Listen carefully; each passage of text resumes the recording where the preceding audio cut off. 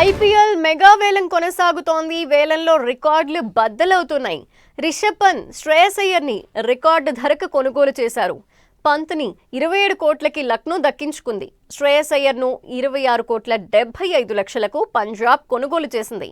Team India star bowler Harshdeep Singh ని కూడా 18 కోట్లకు పంజాబ్ దక్కించుకుంది. స్పిన్నర్ చాహల్ని 18 కోట్లకు పంజాబ్ ఫ్రాంచైజీ తీసుకుంది.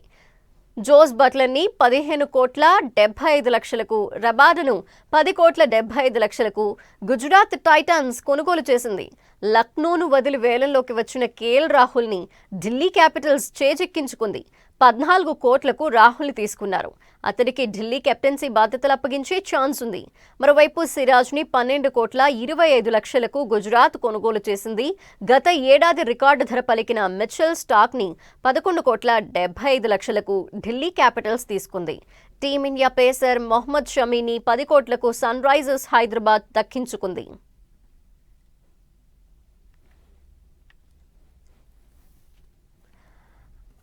ఐపీఎల్ వేలానికి సంబంధించిన డీటెయిల్స్ మనతో పాటు మాట్లాడేందుకు సుధీర్ గారు సిద్ధంగా ఉన్నారు, స్పోర్ట్స్ అనలిస్ట్. వారితో మాట్లాడదాం. సుధీర్ గారు, చూస్తున్నారు కదా మీరు కూడా, ఈ వేలానికి సంబంధించిన అప్డేట్స్ అన్ని కూడా చాలా ఇంట్రెస్టింగ్ గా అనిపిస్తున్నాయి. Absolutely Dhanalakshmi, no doubt about it. But కొన్ని మాత్రం ఫోర్గాన్ కంక్లూజన్ అనే చెప్పాలి. When we talk about Rishabh Pant and Shreyas Iyer, అంటే 26 crores అని ఎక్స్పెక్ట్ చేయలేదు కానీ బట్ 20+ అయితే అందరు ఎక్స్పెక్ట్ చేశారు.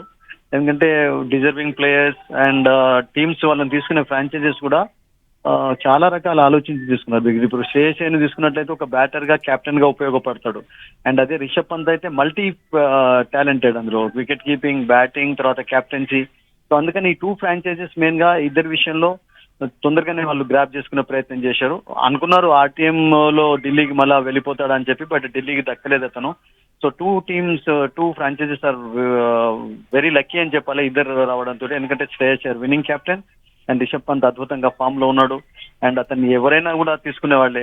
సో ఐ థింక్ డబ్బు కూడా ఎక్కువ ఉండింది పంజాబ్ వద్ద. 113 crores ఉండే కనుక స్టార్టింగ్ లో, ఐ థింక్ ఆ డేరింగ్ స్టెప్ తీసుకున్నారు కూడా. వాళ్ళకి డబ్బు ఉంది, మెల్లమెల్లగా ఒక్కొక్కరిని తీసుకుంటూనే ఉన్నారు. అండ్ ముఖ్యంగా మనం హైదరాబాద్ విషయం మాట్లాడుకోవాలి. హైదరాబాద్ కు షమీ రావడం మీరు చెప్పారు కదా, I think it's a very good thing అండి. Because Hyderabad definitely needs one supportive bowler to Pat Cummins. ఎందుకంటే కమిన్స్ కు సమీ లాంటి ఒక బౌలర్ ఉన్నట్లయితే కొంచెం అండగా నిలుస్తాడు. భువనేశ్వర్ అఫ్ కోర్స్ మన అందరికీ తెలుసు, ఆడుతున్నప్పుడు అద్భుతంగా రాణించాడు. బట్ ఇండియన్ పేస్ బౌలర్స్ లో ఇప్పుడు ఉన్నటువంటి బ్యాటరీ ఆఫ్ పేస్ బౌలర్స్ లో Shami is number 1. Unfortunately injury కారణంగా కొంచెం దూరమైనా కానీ మళ్ళీ is come back actually. And his selection is good. And అలాగే మిచెల్ స్టార్క్, అదే ఇప్పుడు రిటైన్ ఎప్పుడైతే కాబడలేదో అన్నాం, మనం చెప్పుకున్నాం కూడా ఒక డిస్కషన్ లో, ఎనీథింగ్ కెన్ హ్యాపెన్. వాళ్ళకు డబ్బు ఎక్కువగా లభించవచ్చు, తక్కువ లభించే ఛాన్సెస్ ఉంటాయని చెప్పి. అండ్ 24 నుండి 11 అంటే ఐ థింక్ ఈ should be happy with that because is ageing but is a class bowler. And అలాగే రబ్బడాను గుజరాత్ తీసుకోవడం. సో ఇవన్నీ కూడా ఇప్పటి వరకు అనుకున్నట్టుగానే సెలెక్షన్ జరిగింది. ఇంకా lot of players to be selected. We have to wait and see Dhanalakshmi ఎలా కొనసాగుతుంది మిగతా సెలెక్షన్. అవును. అండ్ సుధీర్ గారు, ఇండియన్ ప్లేయర్స్ ఇంకా చాలా మందిని ఇంకా ఎంత తీసుకున్నారు అనేది ఫైనలైజ్ కావలేదు, ఇంకా తెలియలేదు. కాబట్టి మీరేమనుకుంటున్నారు, హైయెస్ట్ ఎంత ఉండొచ్చు అనుకుంటున్నారు? ఇప్పుడు హైయెస్ట్ ఉండాలి అంటే ఫస్ట్ ఆఫ్ ఆల్ మీకు ఫ్రాంచైజెస్ వద్ద మనీ ఉండాలి ధనలక్ష్మి. ఇప్పుడు పంజాబ్ వద్ద శ్రేయస్ గారు 26, తర్వాత మీరు శాతం పక్కకు పెట్టినైతే ఇంకా మిగతా 50-60 crores లో ఐ థింక్ వాళ్ళు 10 కోట్లు పెట్టి తీసుకోవచ్చు ఒక 3-4. ఏ టీం అయినా కానీ ఫస్ట్ ఆఫ్ ఆల్ ఒక 6-7 కీ ప్లేయర్స్ కొరకు చూస్తూ ఉంటారు. ఆ కీ ప్లేయర్స్ లో వాళ్ళకు ఇంపార్టెంట్ వాళ్ళు లభించారు అంటే ఐ థింక్ మిగతా కొంచెం రిలాక్స్డ్ గా సెలెక్షన్ చేసుకోవచ్చు 2 కోట్లకు ఒక్కొక్కటికి.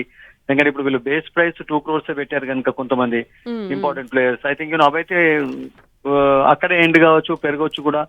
సో అంటే రిటైన్ కాబడ్డ వాళ్ళకు బెనిఫిట్ కావచ్చు, ఆర్ లేకుంటే వాళ్ళు ఎంత ధర పలికా కానీ వాళ్ళు దాన్ని హ్యాపీగా స్వీకరించే పరిస్థితి ఏర్పడుతుంది. అండ్ అట్లాగే ఆర్టీఎం విషయం కూడా మనం మాట్లాడుకున్నాం. అట్లా కూడా ఫర్ ఎగ్జాంపుల్ ఇప్పుడు ఢిల్లీకి ఒకవేళ రిషబ్ పంత్ దక్కున్నట్లయితే మేబీ అంత కూడా లభించేది ఉండే కాకపోవచ్చు.